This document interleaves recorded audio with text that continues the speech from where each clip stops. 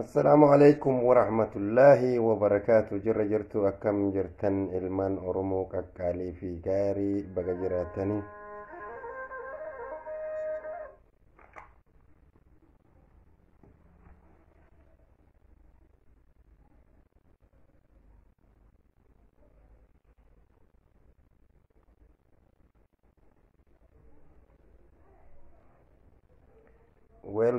welcome خارو بقنا قال لفت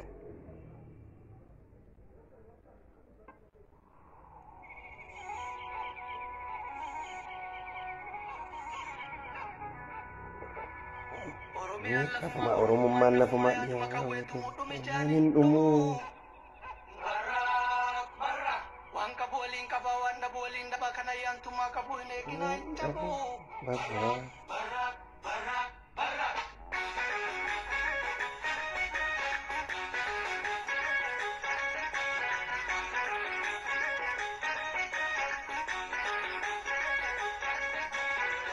nugul cisa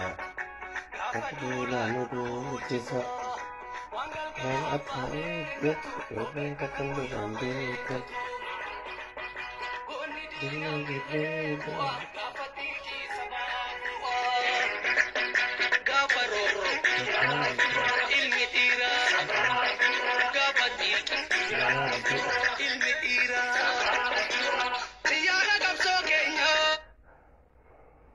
ayo tatu berarse benzin li kapso tani ayo tatu berarse benzin li sadiqa bongo bela feti kapse mutis kada mustafa harawi kapso sebabi harawi ayo hirmi bohame akadirenya iya tabame bisela fedadi baburati daksione desa tinggo dame inganu nade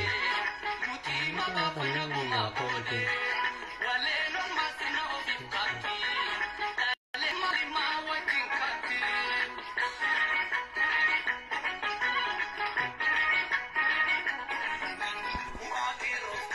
cegum sawal garre patati amma wal ramma kane fi abao o elef kafao oromo damartu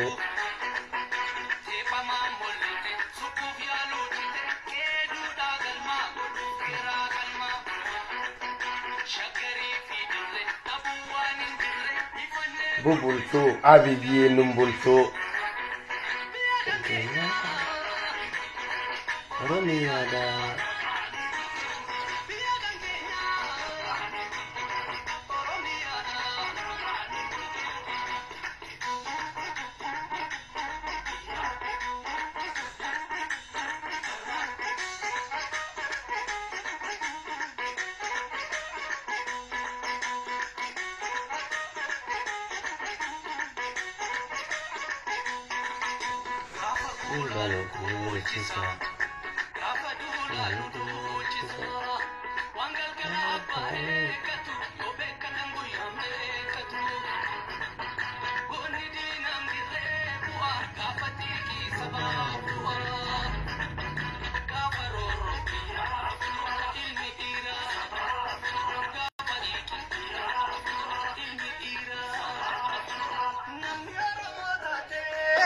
awe orma bate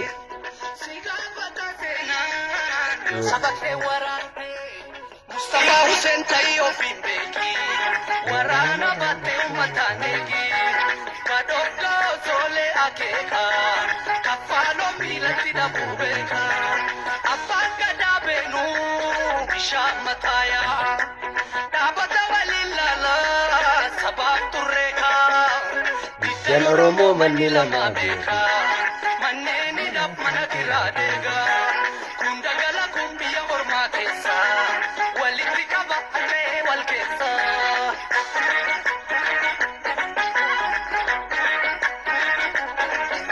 karayu fi ikum obo mati tumba sabuegi ula werku orgobba dinagde no chapsu sodare ramas ayu kenyeida barbanu tidak fura walinyan nurida tokuma wamida nadinyan nura dabruma tumura inkanu kulkulchu alagan numbulchu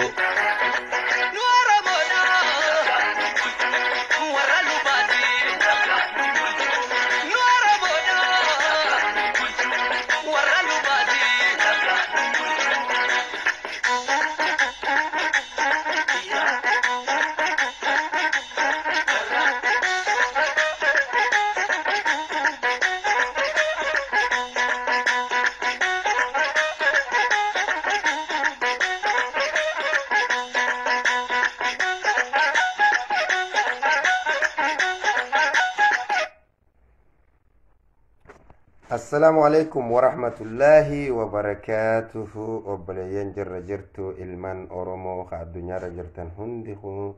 واقفتا خن كريستانا خامنتي غرغرا قبدن الشما هركفون هندي خيسنو بغنا جرتني أكم جرتني جرتو بغنا جرتني أنيس نجا غلط ربي غروك أمني خني مغاتا كان منمدادا هري بس دمني بكترفنو دمني جرا yeroo rakkatte bal'achuun hin oolamtu uummanni keenya kawalloo lafarraa dhumu jira obboleeyyan keenya sagalee haa taanuu fi warri ala jirtan warri biyya keessaa akkuma boostiin irra labsamtee jirti akkuma quba qabdanii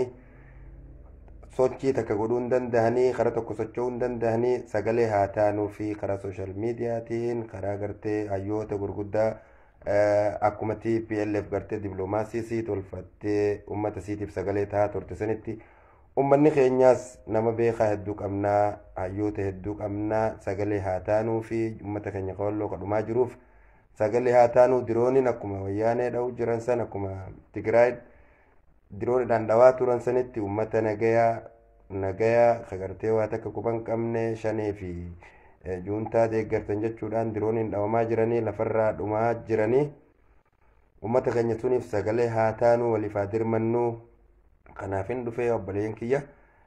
ani sooshaal miidiyaa irratti illee hedduu beenaa so ummata keenya suniif sagalee haa taanu waliif shersher godhaa sagalee ta'a fi hayyootiin teenya gartee beektoonni keenya hedduu jira qabeenyaan dandeetii waan adda addaa akka qabanii jira namuu muuxannoo garaagaraa qabaa waanuma dandeenyuun haa wal bira dhaabbannu ummata keenya kawalloo saniif sagalee haa taanu. duraanuu waa takka nu godhuu hin dandeessanii sagalee qofa nu tahaa jechaa jiranii isaanillee haaluma kana jecha jiranii ummata keenya saniif sagalee ta'uun dirqama taati sagalee haa taanuu fi isaan san gartee waan dandeenyuun haa bira dhaabbannu gama kaaniin ammoo waboo cinaa haa dhaabbannu waboo haa gargaarru waboon har'aan tana jabaattee finfinneerraa kiiloomeetira 25 jirti kiiloomeetira 25 jechuun hangam takka akka taate tilmaamuun naman dhibu.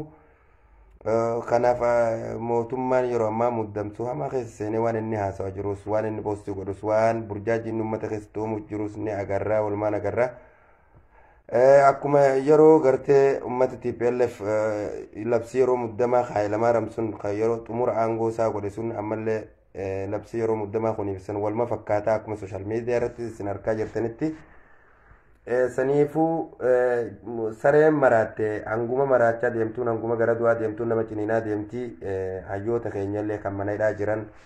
Baqqalaa Garbaa haa ta'u hayyoota keenya walumaa galatti Jawaariin hangafee warreen manadhaa jiran sun akka tiifannuu uummanni keenya kabiyya keessa jiru akka malee yaadda isaa dhayaallee amma jiru ummata keenya saniin nama yaadda isaa hayyooti keenya sanis cinaa haa dhaabbannu haa gartee waan biraati yoo dhabdan eegumsi isaanii akka malee jabaachuu qaba amma akka uduun takka baatutti waraanni Abiyyi hundi bakka sanirraa yaa'eeti waraanni Eertiraatu naannoo mana hidhaa Qilintootii fi bakka hayyoonni kun jiru isaanii marsee eegu jira ummanni keenya gartee rafanii buluun qabanii Jawaar Mahaammad jechuun ummata Oromootii fi rabbiin abdadhee je rabbii inni abdate saniitu isa eegu jira malee Jawaar Mahaammad akka isaatiin akka silaa namaatiin du'ee Oromoon isa irraanfattee jirti adeero akka yaada kiyyaatti akka yaada wallaala kiyyaatti duraan Jawaar jannee jala iyyuu turre dilli galaanaa sun arra eessa jira galaanni Jawaar Mahaammad jala yaa'u ture san arra eessa kute girrisaa akkuma nu jenne girrisaa taanee hafnamoo moo akkuma gartee tarsimoo duraan lafaa kaaneen saniif dhugaa lafaa kaaneef saniif haqa namaan tuyne haqa keenya falmachuu sanirratti itti cinee hayyoota keenya baafan tun isinumaaf hin dhiisa gaafii teessanii deebisaa isinumaaf hin dhiisa. Saniifuu amma yeroon jajjabaattee jirti. Yeroon rakkoo hamtuun ammaan tana ta ammaan duraa qacacaa ta ammaan tana rakkoo hamtuu rafuu namatti hin dhiifne gartee ilmi namaan waa yaadu oromummaan keessa jirtu kadhiin isaa oromoo dhugumaan qulqulluu ta'e nama rafee buluu miti. Propagaandaa jarri nuu darbuu jiru kana ummanni keenya gurra kannuuf hin qabu. Warri biyya keessa jirulleen mootummaan ni dhufaa ni dabra abbummaan fedhee mootummaan wayyaane mallasis numa dabree dargiin ni dabree halamaaram ni dabree kunis ni dabraa kasan duraatis akkasumas dabraa ture. Waggaa 50 haqa oromootiif afaan oromootiif lafa oromootiif mirga isaaniitiif ummanni oromoo dhumaa ture. Kana hunda gannee sirna piippii jala gorree ummata keenyaan dhiiga lafee gootota keenyaa sun hundaan taphachuunis hin ta'u. Lafeen gootota keenyaa san aaddiin irbuu waraana keenyaa lafeen isaanii sun ni waraanti. Saniifuu ilmaan oromoo tokko tahaa yeroo hunda jechaa ooluunis nama qaanfachiisa.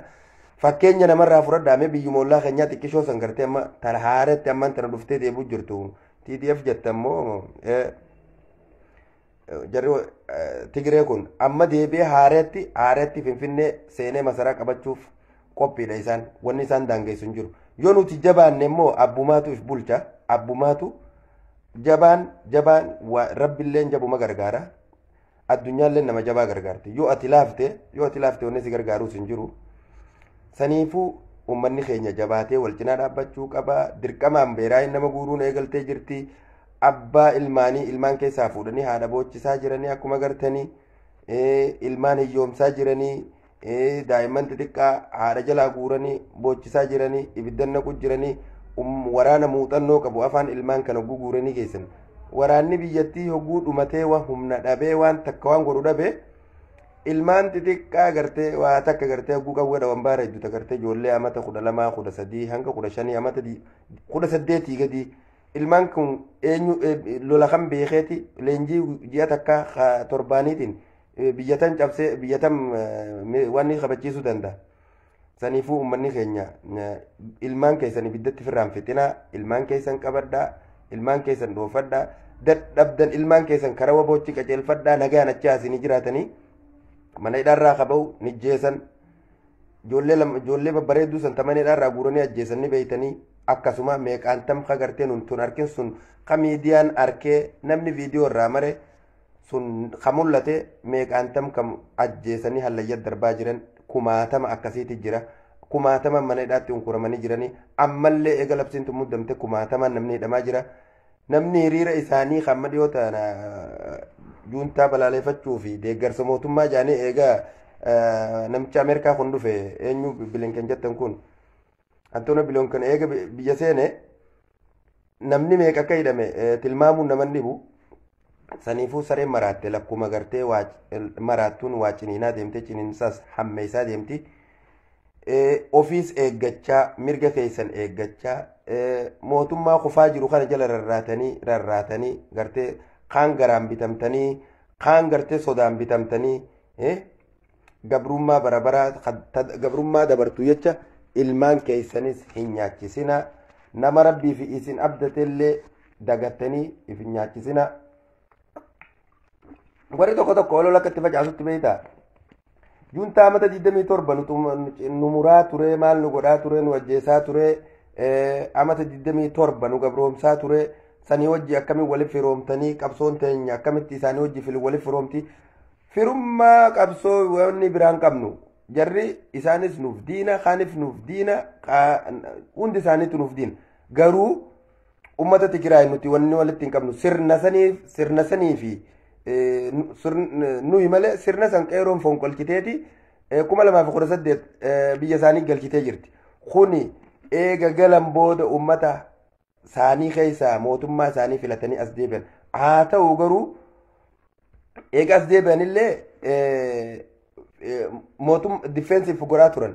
waan isaan irra bahan ni beeytanii lafa isaanii caccabsanii ilmaan isaanii jala gudeedanii jaartii amata 80 miciyoo xiqqoo amata 8tti hangasi gudeedamaa turan rakkoo isaan irra geesse arkaa turtan. Ummanni keenyaas dhooysaa fi mul'attuunis haaluma san ture. Jarri wanni sagaleen isaanii dhagayamteef dippiloomaasii addunyaa qabanii waggaa 27 biyya siyaasaa akkatti bulchanis baranii jiranii namni gartee gama hundaan bayyannachuu qaba nuti nama hayyuu taas ni qabna kumaatamaan qabna profeesaroota qabna nama dandeettii qabu qabna nama muuxannoo qabus ni qabna loltus gahaadha qabna humna namaatiif taanaan rabbiif galannee haa ga'u akka biyyeetti qabna jee kadirse dhugaasaati saniifuu ummanni keenya raftanii hin bulina yeroon tun ni dabartii raftanii hin bulina of eeggadhaa of tiisaa qa'ee teessan eeggadhaa guddoota ka walloodhaa fi hooggantoota mana hidhaa hooggantoota keenya kan mana hidhaa jiruuf sagalee tahaa eegumsa gahaa godhaa fi ammoo ummata wallootiif warri ala kana jirtan diyaaspooraan biyyoota garagaraa keessa jirtan sagalee tahaa fi oromoon oromiyaa keessa jirtu dhiiga kiyyaachi narraa jiraa beeka sagalee tahaa fi ummanni sanbadiin isaanii maali dirooniidhaan ka dhumaniif dirooniin lolaaf bakka san jira bakka lolli hin jirretti bakka namni lafa hin jirretti ganda nagayaa daa'imanii fi haawwan dubartoota xayyaaraan lafatti lubbuu isaanii balleessaa jiranii kalee fi dheengaddeettu nama 138 dhumuu isaanii qubaan qaba obboleeyyan kiyya waliif sagalee haa taanu waliif haa dirmannuu nagaa waan hin taane irratti gartee lolan hin fakkaanne irratti ilmaan keenyas gartee erginee ilmaan keenya lolan taaneef akka hin balleessine lubbuu isaanii boohichi keenya abadu amatu akka ittiin fufne abbaaf irraa gabaabsaa akka wal bira dhaabbattanii ilmaan keessanis gorfattanii kasabamuu fi qadirqamaan guuranis haa ta'u ilmaan keessan akka gartee gorfattan haawwotiin abbootiin hundi keessanuun isiniin ja'a gama biraatiin dhaamsa poolisii oromiyaa warra humna addaa haa ta'u nama sabaan oromoo tahe oromoo qulqulluu tahe dhiini oromummaatti dhagayamu ka lafee oromummaa qabu lafeen oromummaa isinaa qabdu irbuun oromummaa ilmaan oromoo hin ajjeesina yeroo tanatti iristii namaatiif jecha hin dhumina lafa namaa deebisuuf hin dhumina lafa teessanirra dhuma oromiyaarra dhuma haqa keessanirra dhuma mirga keessan falmadha akka Mustafaa Husseen taha fakkeenya taha waan siidaan wallahi kadaabaa isinii dhaabbama maqaan keessan barabaraan isin yaadatama yoo akkasii wareegamtanillee waboon ollaa keessan jirti wabootti harka kannadha fakkeenyaaf dheengadda kalee kumaatamaan wanni nu baasu saba keenyaaf karaa takitti malee hin jiru warri jee dubbiin oromummaa dhugumatti oromummaan qulqulluun keessa jirtu galteef waraana wabootti makamaa jira isinis yoo wabootti makamuu hin dandeenye ummata keessanitti kumaandi boossi jettanii hin dhukaasina ummata keessan hin ajjeesina irbuun oromummaa lafeen oromummaa isin qabdi waan feetes ta'e ilmo oromoo taatee oromoo irratti hin dhukaasin hin ayyaminis lafateeti irratti du'i malee namaaf hin ergamin akkamin namaaf gabroomta atis nama inninis nama qaajjeeftus nama ilmo oromooti qaajjeeftu diinaa miti obboleessa keeti lafa waliin qabda lafee waliin qabda maal irratti ijjeefta yakka dalagaa yakka isaa qabi seeraan gaafadhu waan kanaa achiiti ilmaan oromoo waliin ajjeesina karaa isinii laafeet humna oromoo humna waboo foorsitti dabalamaa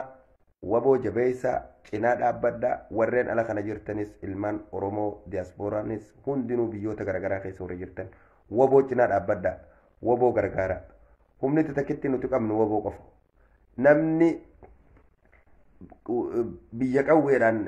qawweedhaan si gabroomsan qawwumaan bilisoomsita humnaan biyya si gabroomsan humnumaan atillee if bilisoomsita nuti nama gabroomsuus hin feenu oromoon nama gabroomsuus hin feetu namas miidhuun feenu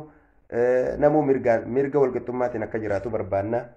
akka oromootti akka yaada kiyyaatti akka ilaalcha kiyyaatti akka ilaalcha kiyyaatti yoon dogoggorellee dhiifama naa godhaadha namuu sabaaf sablammiin demokiraasiin akka jiraatu feena nuti seeruma keessattuu oromoon sirna gadaatiin bultii gadaan bultii oromoon ummata gartee nama cunqursuu miti ummata namaaf cunqurfamu malee saniifuu ilmaan oromoo wal cinaa dhaabbadhaa waliif iyyaa waliif dirmadhaa kan xumuraate ajandaan kiyya ka xumuraa obboleeyyan keenya kan mana hidhaa suudii keessatti dararamaa jiruuf warreen dubartii teenya balaa xarra dhalaa jirtu takkaa'uu simintoorra dhalaa jirtuuf mana hidhaa san keessatti ilmaan xixiqqishee achi keessa dhumaa jiruuf obboleeyyan keenya ka dhiiraa kan dubartootaa warreen achi keessa agarte rakkachaa jiran rakkoo mana hidhaa namuu ni beeyna warreen dandeettii qabdan warreen tuutaraan muuxannoo adda addaa agartee faranjoota wajjin qunnamtii gurguddoo qabdan ilboleeyyan keenya kanaaf sagalee taha kanan dandeenyes rabbii isaanii kadhadhaaf ulamaa'oonnis rabbii kadhadhaaf rabbii isin uumeef kadhadhaaf isaanilleen obboleeyyan keenya sanillee rabbii isaanii haa kadhatan rabbii waan tokko oguu nama fide fatanaaf nama fida osoo mootummaa qabaanne Soomaaliyaan mootummaa hin qabne tana namni Soomaaliyaa himate biraa ijoollee teenya biraa galeeti lamada suuditti irra deebi'aa jira afaan Soomaaliyaa himate jechuudha keenya immoo mootummaa dhabuu fi abbaa dhabuudhaan kanaan namni keenya achi keessa rakkachaa jira namni silaa galchuu danda'u mootummaan ka asara Oromoo waggaa kuma takkaan ibbooda cabsee deebisaa Oromoo yoo na jala buluu baatte jee gaafuma aangoo dhufe nuuf dhaadate waan ta'eef Oromoon abdii mootummaa dhiiftee gama dandeessan warri biyyoota Awurooppaa biyya faranjii garaagaraa keessa jirtan Ameerikaa haa ta'u Kanaadaa Awustiraaliyaa biyyoota gurguddatan keessa warri jirtan warri dippiloomaasii irra dalaguu dandeessan ummata keenya saniif sagalee nuu taha gara dandeessaniin hiriirallee taatu gabbahaa fi warri hiriira bahuu danda'u hiriira haa bahu namuu gahee mataasaa anis na laallataa sis ni laallata namuu sagalee waliif haa taanu rakkoon isaanii rakkoon teessan tiyya teessanii madaan teessan madaa tiyya waan taateef rafuu hin dandeenye jechuudha rafuu hin dandeenye saniifuu obboleeyyan kiyya waliif sagalee taha waliif dirmadhaa waliif haarifannu wal bira haa dhaabbannu obboleeyyan keenya kan dubartiin achi keessa dhalaa jirtu tachi keessa miidhamaa jirtu tachi keessatti ilmoo waan itti keessu dhabdee paampartii waan itti keessu dhabdee miikkaatti kaayaa jirtu simintoora raffisaa jirtu hanga achi keessa jiraatan hin beekamu guyyaan murtaa'e hin jiru saniifuu obboleeyyan kiyya sagalee waliif haa taanu warreen addunyaa kanarra jirtan hundi keessanuu sagalee ummata keenya su'uudiitiif sagalee tahaa warreen ala kana jirtan warreen qilleensa alaa kana jirtan waan manni hidhaa ta'e warri beeytan hundinuu obboleeyyan keenyaaf sagalee haa taanu miikkaa gurraacha uffachuun kun sagalee qofaa miti miikkaa uffannee nuti zubaalaa miti nuti nama akka namaatitti nuti zubaalaadhaa ifin jechuu miti akka mataa kiyyaatti yaada kiyyaatti nuti nama akka namaatti nuti dahaabuma akka namaati namuma akka namni dhaleeti nutis dilluun naman taane nutis namumaan nama ta'e garuu mootummaa dhabaa fi lafa teenya badhaatuu san dhabuutu gabrummaatu biyya namaa hundarra nu facaasee yeroo hunda saree nu godhe saniifuu guyyaan injifannootis yeroo gabaabduu hafe waan ta'eef obboleeyyan keenya kasu'uutiitiif sagalee haa taanu wal bira haa dhaabbannu waliif haa dirmannu